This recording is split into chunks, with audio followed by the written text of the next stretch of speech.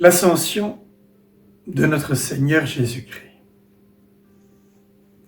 Quelle étrange fête, hein? Pour la plupart de nos contemporains, le jeudi de l'Ascension, qui est un jour férié, c'est l'occasion de faire le pont de l'Ascension. À première vue, une contradiction d'ailleurs. Un pont pour une ascension. Comment comprendre le sens de cette fête, célébrée 40 jours après Pâques? Quand les disciples de Jésus ont voulu partager leur expérience de la Pâque, de la victoire de Jésus sur la mort, ils ont dû trouver des mots. Et l'expression qui a vite émergé, c'est bien sûr « il est ressuscité », la résurrection. Il est ressuscité, il s'est donné à voir à ses disciples. Mais il y en a d'autres. Jésus s'est réveillé d'entre les morts. Il s'est relevé du tombeau. Jésus a été glorifié. Jésus est Christ et Seigneur. Il siège à la droite du Père. Avec le Père, il envoie l'Esprit Saint promis. Quand on lit l'évangile de Saint Jean, pour évoquer tout cela, Jean va en quelque sorte tout concentrer, ou beaucoup concentrer. Il va focaliser le regard de la foi, le regard du croyant sur la croix. Relisez son chapitre 19, tout y est ou presque. La croix est un trône de gloire, lumineux, glorieux. C'est là qu'il est élevé de terre. Et c'est là aussi que Jésus donne l'Esprit à l'Église. L'Église présente par Marie et le disciple bien-aimé. Et Saint Luc va faire autrement, l'inverse, mais pas le contraire. Saint Luc va, si je puis dire, étendre le mystère de Pâques pour nous aider à mieux le comprendre encore. Il y a la croix, il y a la résurrection, le 3e jour, Jésus qui ne reste pas prisonnier du séjour des morts, et puis, écrit Saint Luc, 40 jours après l'Ascension, Jésus qui, après avoir promis l'Esprit Saint à ses apôtres, va vers le Père. Il s'élève, disent les actes, il s'élève et une nuée vient le soustraire aux yeux des apôtres.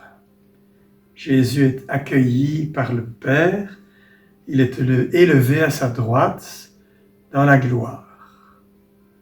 Et nous l'entendrons 10 jours plus tard, au 50e jour, c'est l'accomplissement de sa Pâque, c'est le don de l'Esprit Saint.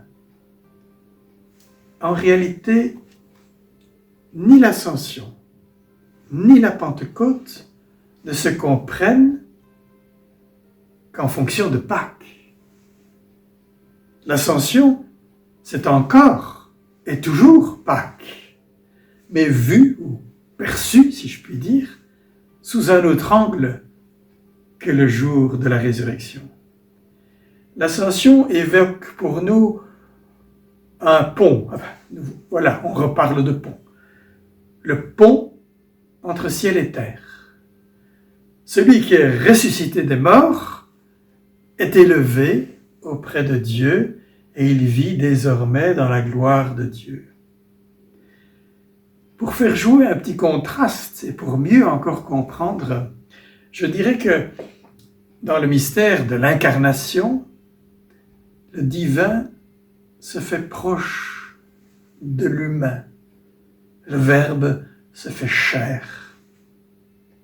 Et dans le mystère de Pâques, et c'est spécialement illustré dans la fête de l'Ascension, c'est la réalité humaine, l'humanité, dans toute sa beauté, mais aussi dans toute sa faiblesse, qui est faite si proche de Dieu, si proche que cette réalité humaine partage la vie même de Dieu, la vie divine.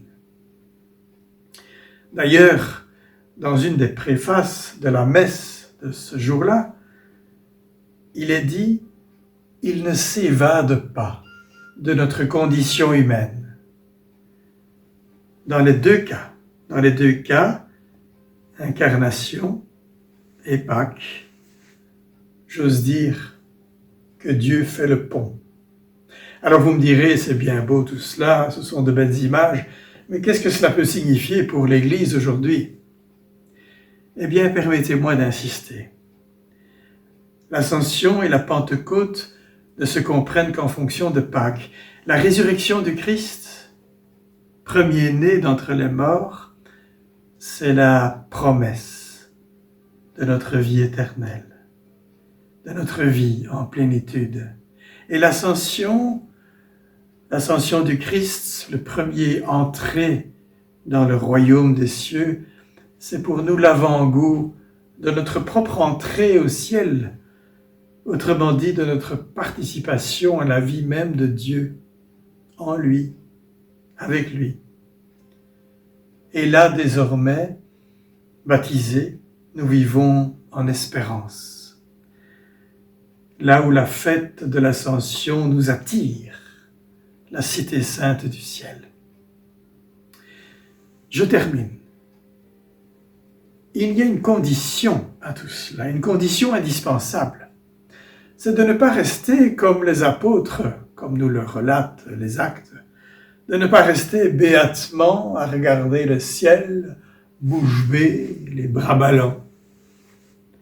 L'avant-goût du ciel, c'est aussi un appel pressant de le partager, cet avant-goût ici sur terre, et d'aller, de faire des disciples, d'apprendre à ces disciples ce que Jésus nous a commandé. Et c'est l'évangile de ce jour de fête. Allez, faites des disciples. Apprenez-leur à garder tout ce que je vous ai prescrit. Et puis, il y a cette belle promesse de Jésus. Je suis avec vous tous les jours, jusqu'à la fin des temps. Vivons intensément cette neuvaine qui nous sépare de Pentecôte.